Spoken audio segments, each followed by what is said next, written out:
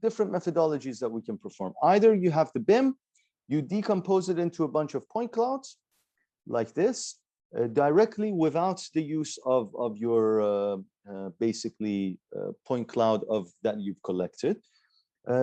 This runs the problem of density. That means that we don't know how the density is, we don't know how the coverage is. So this is what we call the ICP point-to-point. This is the simplest way that we can perform this. And then this is basically the simple method of ICP. So the second one is that we decompose the BIM into the same points of the basic point cloud that we have. So for this, we typically have this STL model. Basically, every surface that you have, it divides it into a bunch of triangles. So if it's planar surface like this, it divides it into two planes and two basic triangles that you might have. For each and every one of these elements, you basically go and project that for every point that you have to the closest surface here that is within the boundaries of that surface. If it is, then you basically say that, okay, this point here is represented by this point on this surface, and that would be your corresponding point. And from that, then you perform the ICP, and then you say whether it's within or without, or how it would be able to identify that and understand that. And this is the more accurate way, and this is what they call scan versus BIM. Let's take a look at this foundation, and let's just decompose this into sample points. Let's put it as 100,000, okay? And let's click OK. So this now is the foundation slab, and this foundation slab is basically decomposed into the proper geometries that you have. So you go and you save it, you say, let's say foundation text.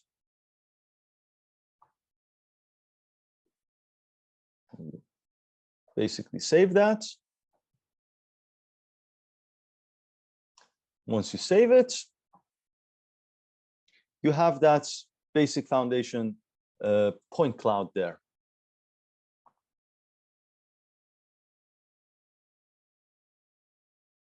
And this is your point cloud here.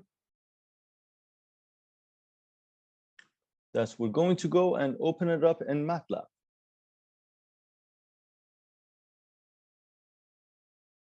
And this is basically the foundation. If you double click on it, on top, it basically gives you the number of points or number of points that exist, and then basically the X, Y, Z, and then a bunch of colors that these colors may have no bearing.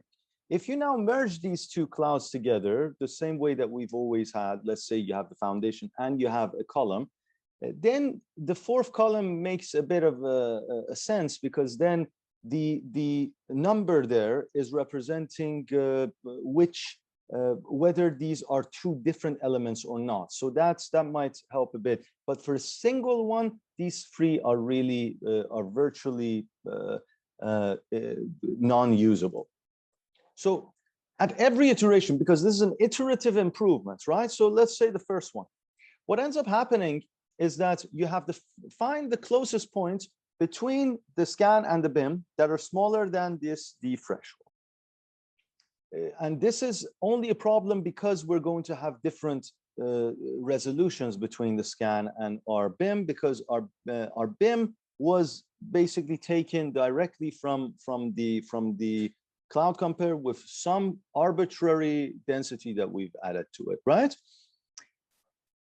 Then for every one of these, once we have that points that are closer than that D threshold, that means that this is the point correspondences that we have between two scans. Okay, once we have that point correspondence between two scans, we perform a rigid body transformation using the method that we talked about. So all that function that we created, I hope you still have it, because we're going to use it in every iteration. Once we have that, we also store our RMSE. So we estimate the root mean squared error. We talked about that last session as well. It's all in the same function. So basically you can utilize that as much as you want. Once you have that, if RMSE between two consecutive iterations, okay, is less than your rfresh, okay, then you retain the solution. Say, okay, this is, you exit the algorithm, you say, okay, this is good enough for us. If it's not, else what we say is, okay, so our scan would have to be in the previous state, would have to be multiplied by R plus RT, which is going to give us the new scan. And this R and T were collected by means of matching the BIM and the point cloud together, calculated.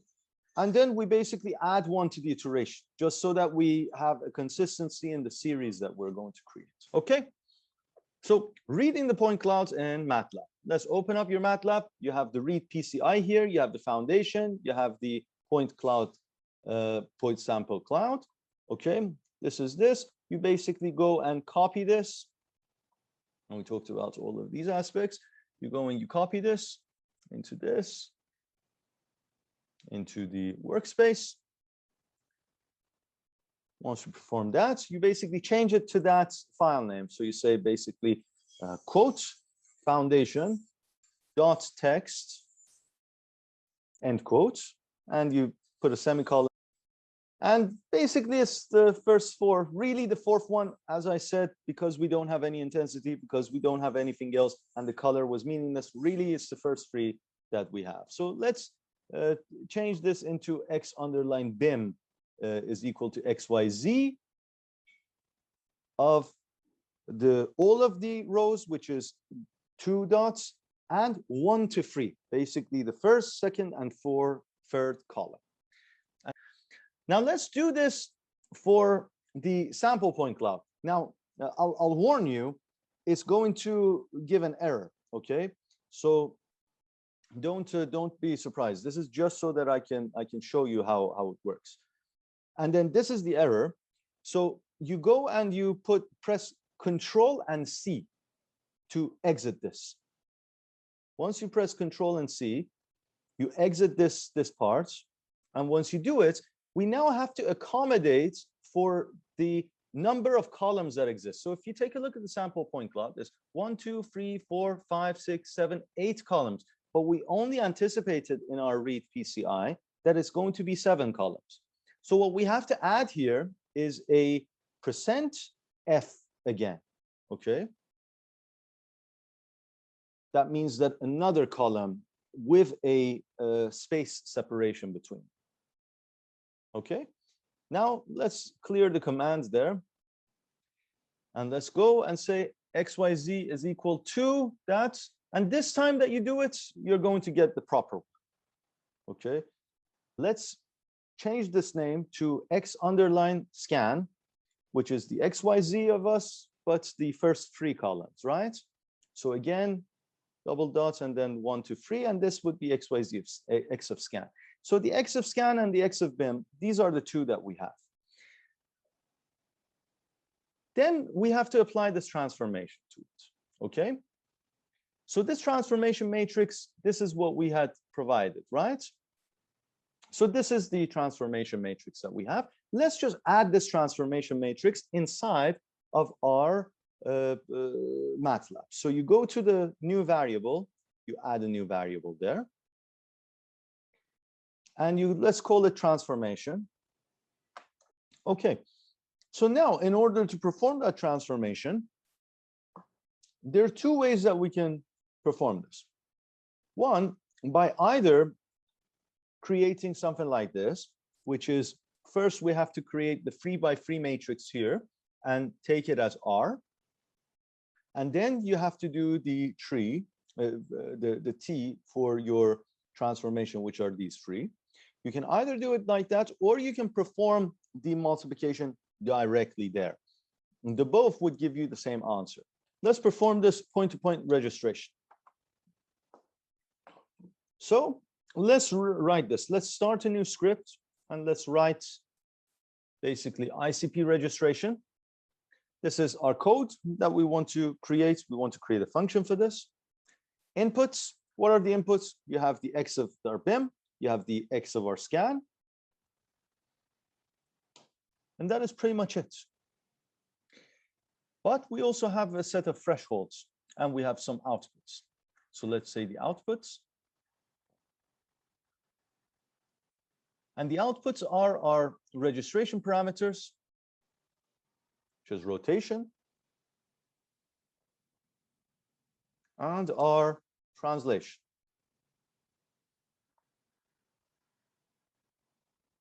Right? There are thresholds, are the distance threshold that we had, that is the distance between every 2 points that we're going to use as the correspondences. So this is the threshold for the distance. And then the second part is the threshold for the RMSE between 2 consecutive iterations, right? So RMSE underline threshold or fresh.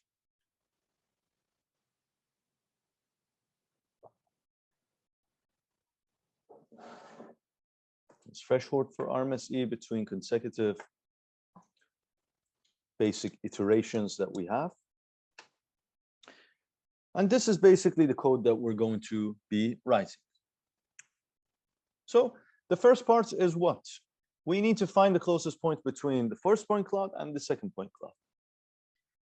This is what we call the nearest neighbor search. It's a very common problem, and this is the first nearest neighbor search. We really can provide, there's a structure called KD tree structure, which is the k-dimensional tree that you can create in order to find the relationship between every point and the closest, let's say, k neighbors there. And this is exactly what the problem is. The good thing is that MATLAB has this. So if you go to Google, our friend, and you just basically say find the nearest neighbors in MATLAB, it gives you the 5k nearest neighbors. So this is a very simple, it's a very, very effective, but a very important algorithm. There are various methodologies in order to be able to store the KD tree structure. Here we're just going to use the MATLAB version, which works pretty well, probably one of the more accurate ones out there. And you basically, what you get from this is that you can find what is in X that is closest to every element in Y. So the ID is the ID for X for the first one. That means that we have to have one that you're basically searching against for every query point that you have. So the Y is going to be, let's say in our example, we typically want to do that as the X of scan, that we want to find which one of the BIM points are closest to the X of our scan. And the ID there is the ID that we're going to get for the X of our BIM, meaning which ID in an X of our BIM has the closest to each element of the Y, okay? So we just copy that, and you're going to see it once you actually perform that. So you see, if you do X of ID, and and that provides the closest to every element in Y. So the ID has the same number of rows as the Y here, okay? That means at some level it's not unique, meaning that if these two have different, let's say, variations of density, it's not going to be unique.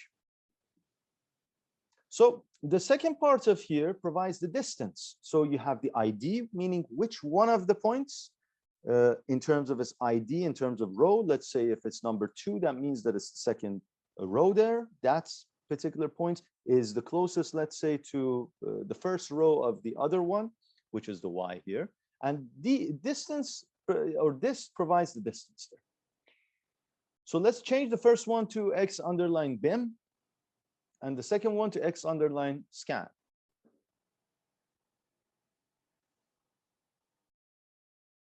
And let's copy this inside of our particular workbook.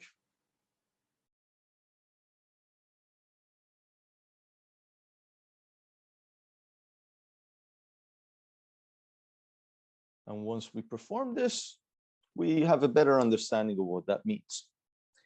So this is just scan R, right? Because the scan was the other one that was not registered. So the scan R is the one that is registered. So you perform the scan R here, and you enter, and it takes a few minutes, but it's going to, or a few seconds. Let's just change this to X scan R. And when you put that, there's a bunch of IDs there and the closest points basically there. So if you put the distance here, these 12, this is the closest point for every point in the scan. So every row of this is a point in the scan R, okay, X of scan R. This is the closest points that exists in the BIM, okay, in the X of BIM, that is closest to the first row of your scan R. Okay, so there's no points that is closer than 12 centimeters from scan R, the first row of that. The second row, which is the second point of that, and so on and so forth. So let's recalculate this so that you can get a bit of a better tangible understanding of what the nearest neighbor search actually provides. So if we do the X underline BIM, okay, of ID, that would give us all of the points that are the closest to the X underline scan in the same rows. So whatever rows it would provide, it's exactly like that. So that's what the ID represents and provides. So you go X underline BIM of ID.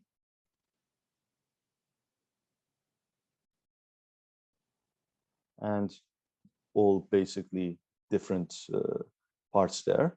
This minus the X underline scan R.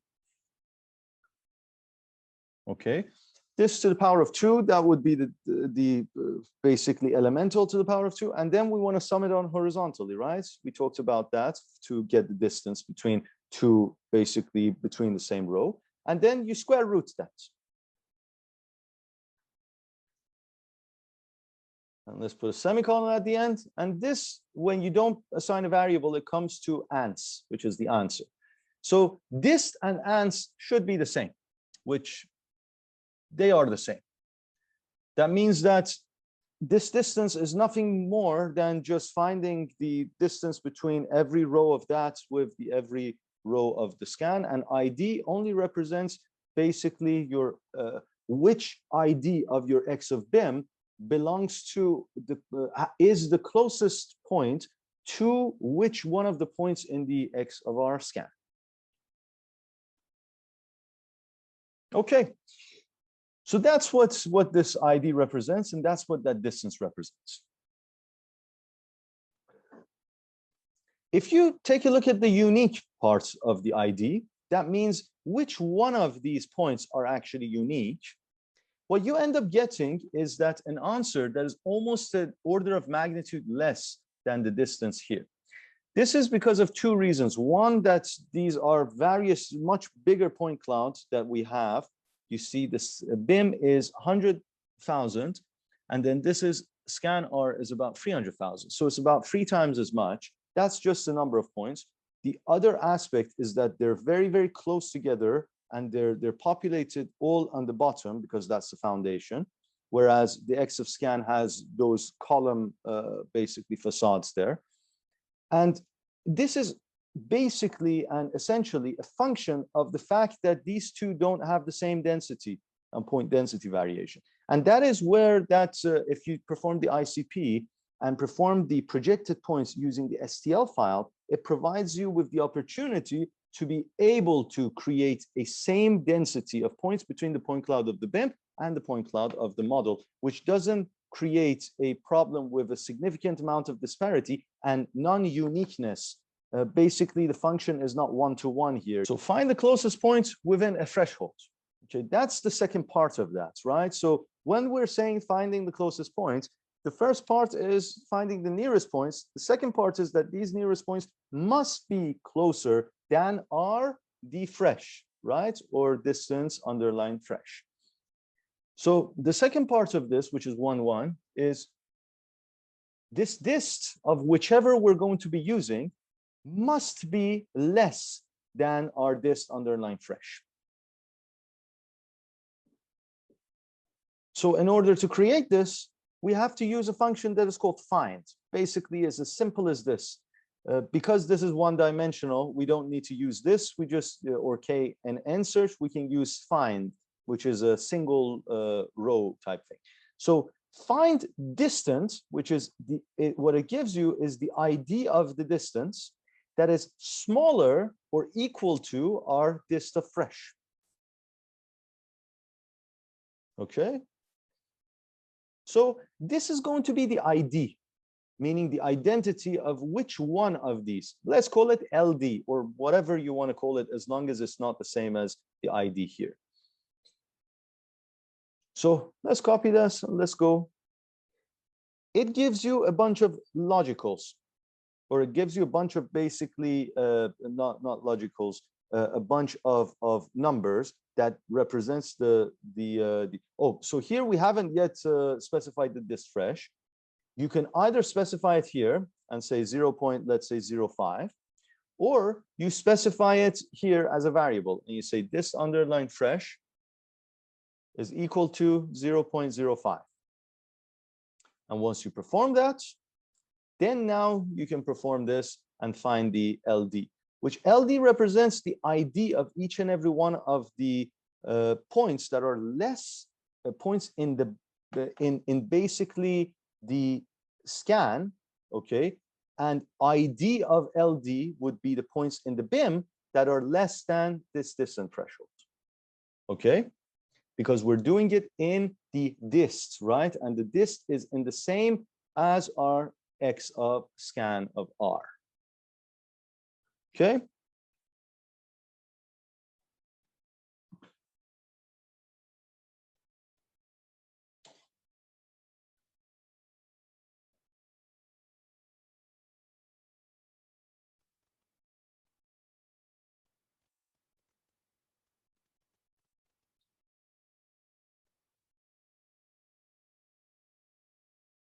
So if we do ID of LD, what this would provide is the points in the X underline BIM that is less than the points represented in the X underline R that are going to be the ones that are going to be closer, but that has to be the X underline scan R of LD, okay? LD will be the scan points, okay? So that's how we have to do it. And it's clear because the ID was the ones that are here. And then now we're selecting from the ID, the LDs, okay? So it's going to be X underline BIM ID of LD. And this is going to be X underline scan R of LD. That's going to be the closest points that we have that are closest than threshold. If you really are curious about it, you can also find the unique ones, meaning that once you've done that, which one is the closer from these points? Because you still have not found the absolute unique IDs that you have here. So the second part is basically this.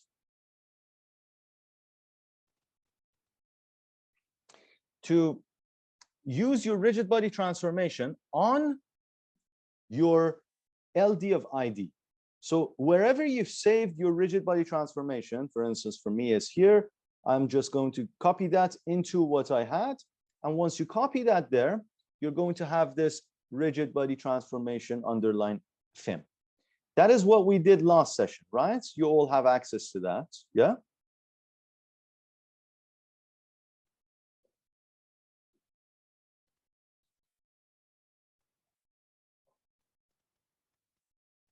I'm just copying that there. So this is what our algorithm had. So now that we found the closest points, we need to now match these two together, right?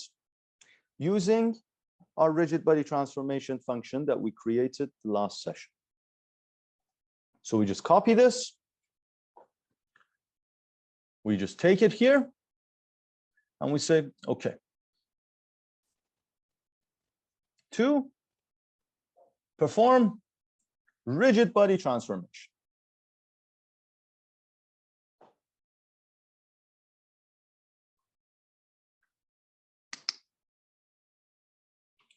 So again, we copy that function there.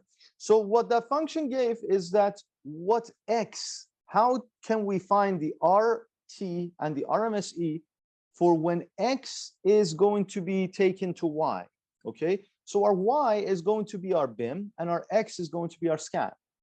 So X underline BIM. However, we want to find those that we found that were closest, not all of these points, because first of all, they're not in the same number of density, but also they're not the closest points.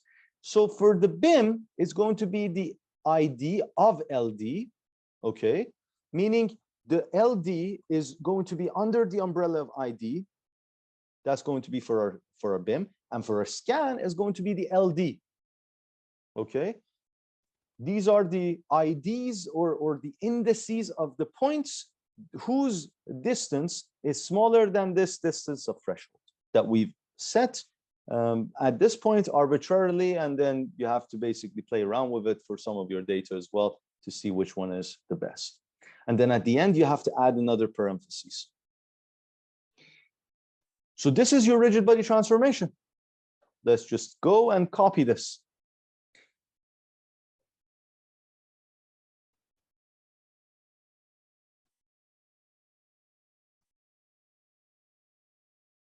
Paste this, enter. And once you enter this, what you are going to get is your rotation, translation, and the RMSE.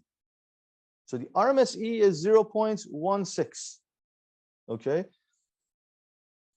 When we're going to the next time, we're expecting this to improve slightly.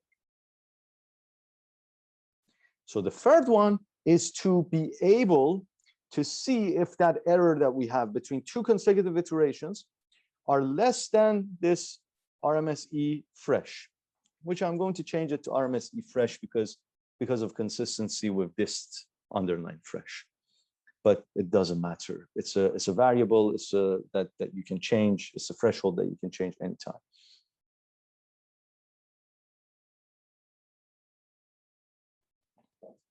Just going to change it to fresh.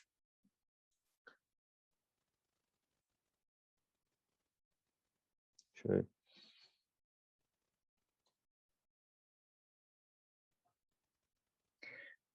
So when you have this RMSE, you now need to, at least for the first iteration, have another basis for this. Either you can use a basis by means of, let's say, your original rigid body transformation. That wouldn't be accurate because you're using less points when you're doing an initial course registration. So your RMSE is expected to be a bit less. That's why typically for the first iteration, I allow it to go. In order to do that, you basically put your first error that you had, which is the original one, as large as possible. What is the largest? It's called infinity.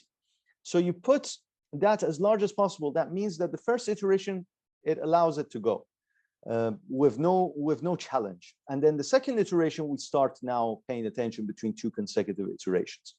So in order to ensure that, because we don't know what the RMSE here is, we just put the first iteration as high as possible. So we put error of 1, which is the first iteration. We say infinity. So inf is infinity. Okay.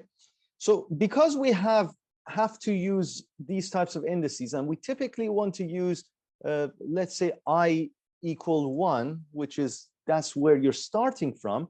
Because this is the first one, this error that you're going to find here is going to be the error with respect to the I plus 1. So in order to perform this, you basically have to say, okay, this RMSE here, okay, we're just going to put this RMSE here as the error in this current iteration, which is the iteration after this, okay? So let's say that this is in iteration I. The problem is that we're starting from 1, and 1 is here. You're just going to add to that. So it's going to be I plus 1.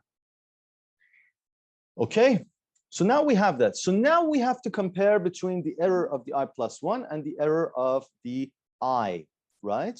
So this iteration that we have right now and the iteration that was beforehand. So it's a simple if statement there. You just basically say if the error in the I plus 1 iteration, which is the iteration that we have, or the absolute value of this error, more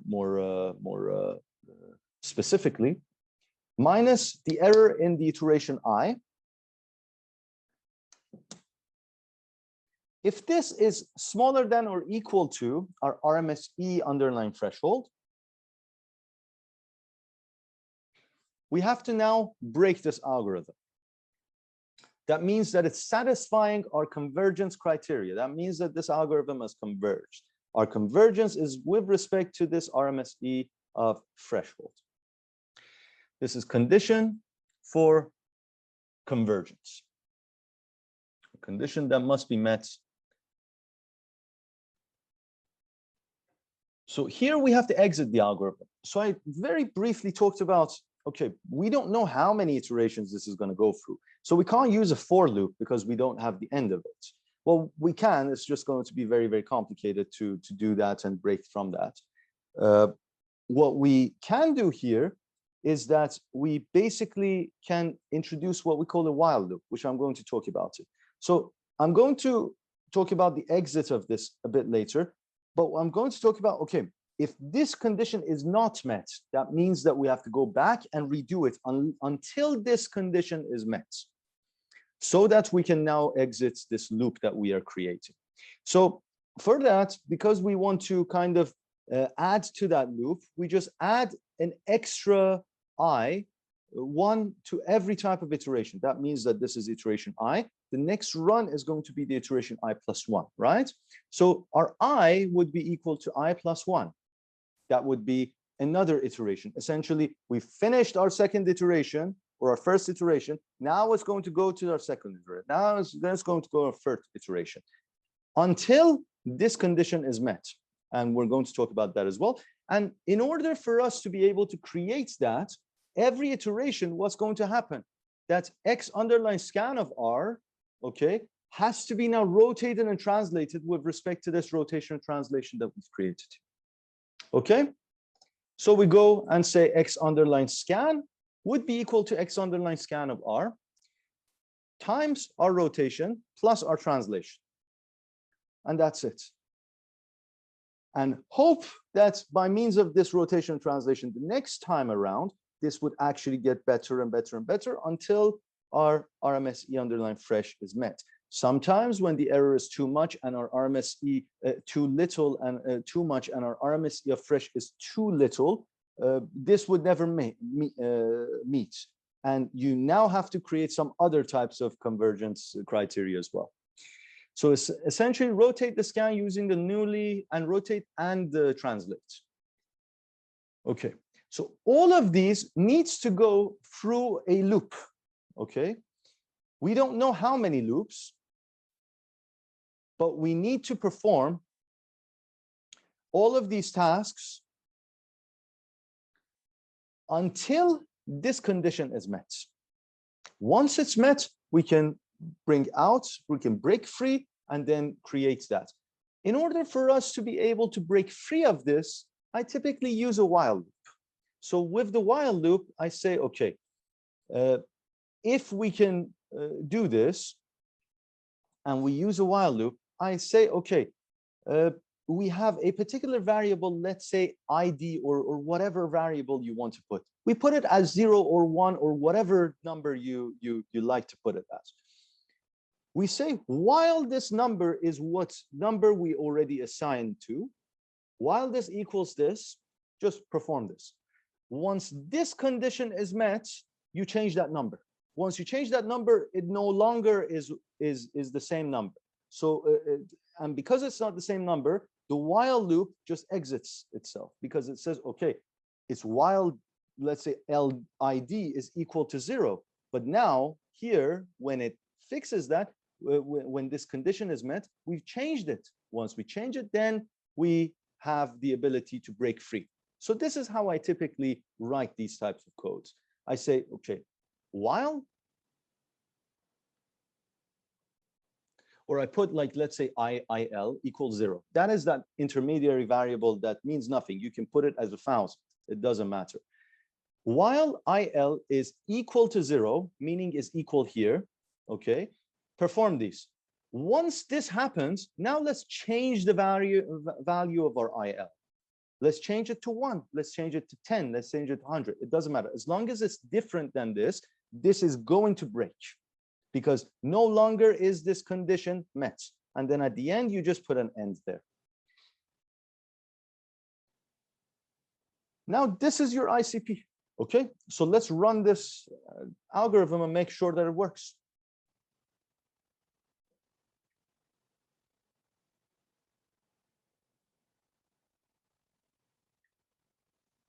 Let's copy this.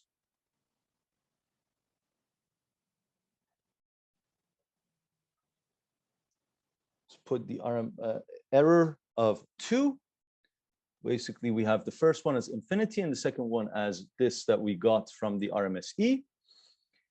Now, if we check that condition, which is this, if the absolute value of this is smaller than or equal to RMSE fresh, change that to IL equal to 1. If it's not met, which is not met, because infinity minus that 0 point something is definitely larger than your threshold. So here we have to just identify this RMSE threshold. Let's put it as 0.002, okay? And let's again copy and paste that. When we paste this, what we are expecting at this point with this algorithm is that this condition not to be met because our error is infinity minus 0.16. It's definitely larger than our 0.002. So this is not going to happen, but the else is going to happen. So our I, which is going to be 1, is going to be changed to 2. And our X of scan is going to be changed in this way as well. Okay. So let's just enter here.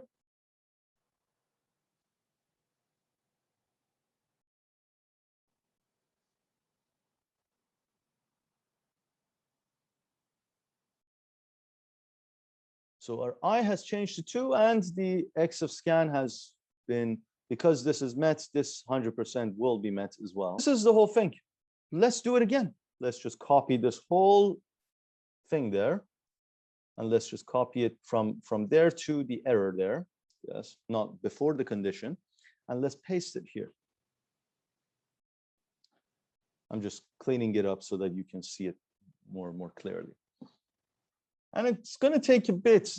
It's mostly because of the inefficiency of the KNN search that is going to take some time. So now what has happened is that in this iteration, our error has changed from 0.016 to 0.0157. This is actually less than this RMSE threshold, right? Because the RMSE threshold is 0.02. This is 0. At least from the first 4 is 0.0003, which is almost an order of magnitude less than the RMSE threshold that we had here. So what we are expecting is that this condition actually being met is going to be, or a 3 and 2, okay, which is exactly the 3 and the 2, or I plus 1 minus error of I. This is going to be this, which is an order of magnitude almost less than the threshold that we have here. So if we go absolute of ants, this is going to be smaller than RMSE of threshold. And sometimes if you write it this way, it gives you a logical, meaning if this is true, it's going to be 1. If it's not true, it's going to be 0. So because this is 1, of course, this is true, and we can observe that, and we can actually show that too. So let's go through this, and let's copy this, and let's go back. So let's paste this. See, the IL here is 0.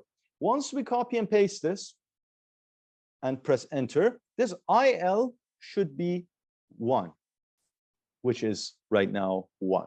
Now let's make it into a function. So this is a function.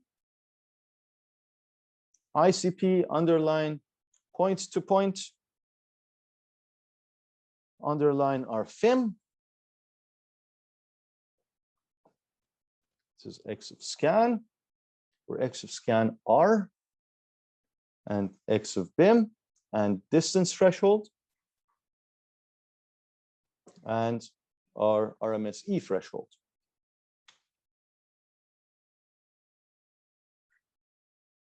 This is just X of scan R. Okay, and then you put an end at the very end just for function. It really doesn't need an end, but it's just for good practice so that you know which end belongs to what. And just save that there. You have to also provide the outputs there, which we're going to do afterwards here. And these outputs are basically our X of scan R, okay, which is the rotated and translated version of our original X of scan, our rotation, our translation. And what is important for us is to know which one of these points at the end were the closest points that were compared, right?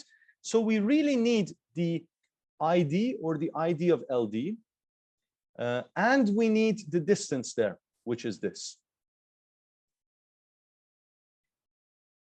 And we, of course, need the RMSE.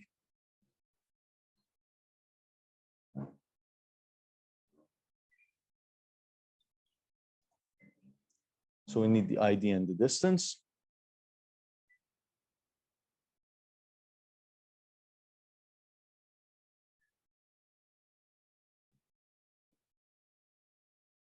We also need the LD, and we need the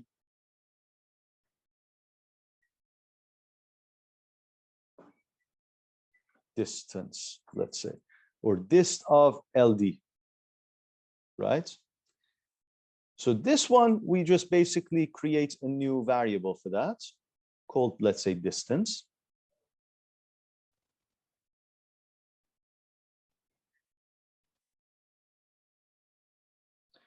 And this would be distance. This is the distance of the points in LD, which are the points that are going to be used to create that heat map that I always show. And let's put distance here as our output variable. And let's save this. And it's in good practice to also have ID. I think I forgot here. It's in good practice to also have the ID here, if you want to also see which one of the BIM has actually been utilized. And that is also good to kind of have it for visualization purposes and for your own records in case you want to complete some other analysis there. So it's good to also store the ID.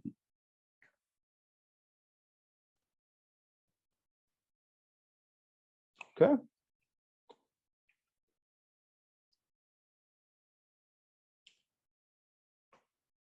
Let's copy this, paste this.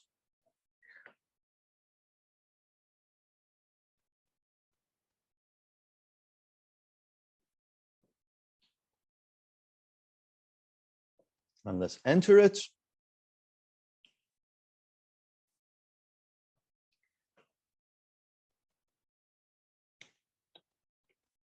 Just beforehand, you have to just change that to scan underline X underline scan R2, because that was our base one, right? That we utilized. So after about a minute, it will give you the final version. And for ours, see, this methodology didn't require that overlap and all those fancy things. The beauty is in simplicity.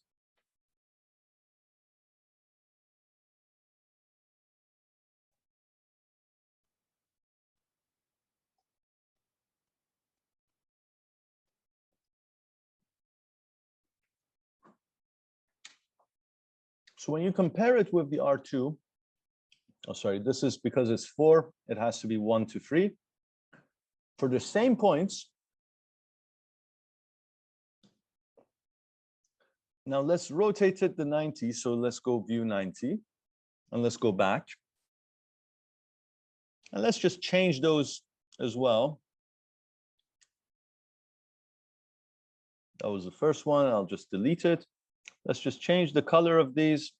Let's say the blue or the green is for our new one that we had. And the first one is for our second one. So basically, the original one that we had, that I had manually created in Cloud Compare and just basically stitched it together. As you can see, for this side is better, for this side is not. So ours basically has a bit of a better, and it shows in the residuals there as well, and the RMSE. At the exact same time, the surface on the top for ours is better suited and fitted than the other one. And of course, you can put and reduce that RMSE of threshold a bit more, and it's going to improve the accuracy a bit better. overall, it can be concluded that this is a bit better than the first one. Let's see if we can improve the computational efficiency here. So typically, sometimes when multiple times the same type of basically point cloud is being compared to different query points, because the X underline scan actually changes every time it rotates and translates. But the X underline BIM stays the same. So there's a possibility to store this X underline BIM as a KD tree structure, and that might slightly improve the computation time. Not for 1 or 2 iterations, but maybe for more than 1 or 2 iterations, it might improve it. If this was more than one closest point that we were selecting, yes, it would definitely improve it than what we have here. For the single one, it's not as much. It still requires almost the same amount of time to be able to search that, whether it's going to be from a KD tree structure or not. But as the iteration increases, we're expecting this to be improved as well. So if you add a creatins, which is basically a KD tree structure, you can now change this into a KD tree structure for your X underline BIM, which searches for the X underline scan R that are closest to the X underline BIM a bit faster. Again, for the first closest point is not that different, but for more of that, it might be significant. So this creates your nice KD tree structure, and then you just change this to NS, and the algorithm stays the same for the rest of it. I just save this, and this is going to be the improved computational efficiency one. So the result of the algorithm was a distance, was the RMSE, was the threshold, and the rotation and translation, and it was your X underline scan R. So let's see the last final bits, how different it is from the BIM. So this is basically the distance, which is your heat map of the points at the end that has been fit to your BIM point cloud.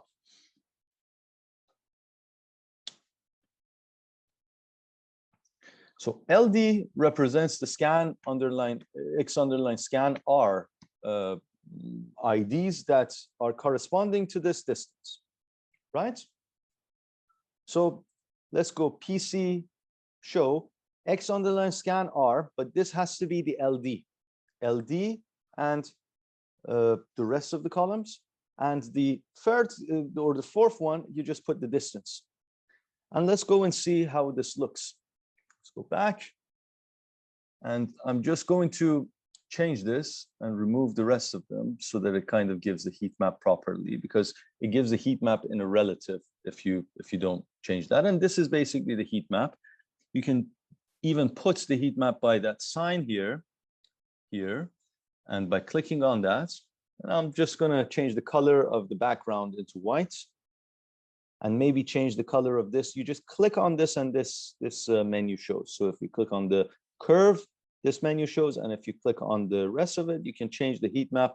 Let's go to jet. Jet is typically what you would get, and you can see the top and the bottom aren't as close, but they're still within that threshold that we talked about. In reality, these points actually don't belong to these surfaces, but because we had a threshold and nothing else, meaning the geometry of it wasn't important for us, it still included it because it was within the thresholds that we asked for. And this is on the side. You can see the sides are pretty close. It's within 1 centimeter. At some times it's within 5 millimeters.